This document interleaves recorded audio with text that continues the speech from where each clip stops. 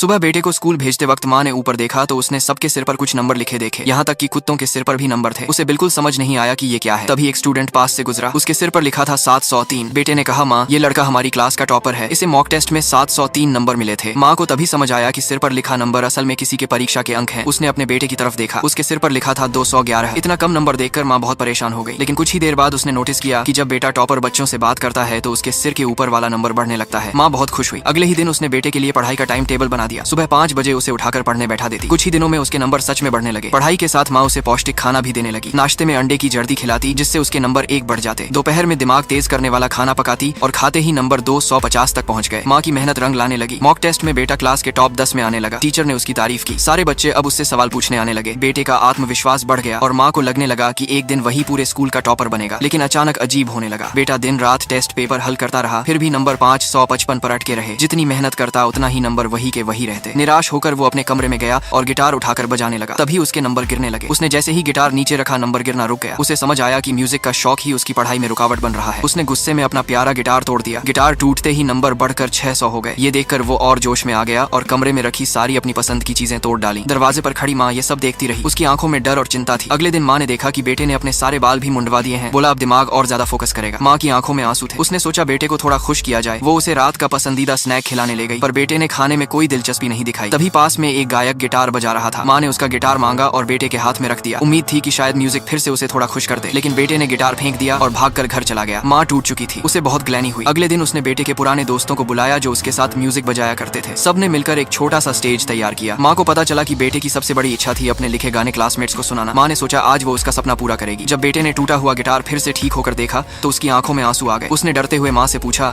अगर मैं स्टेज पर गया तो मेरे नंबर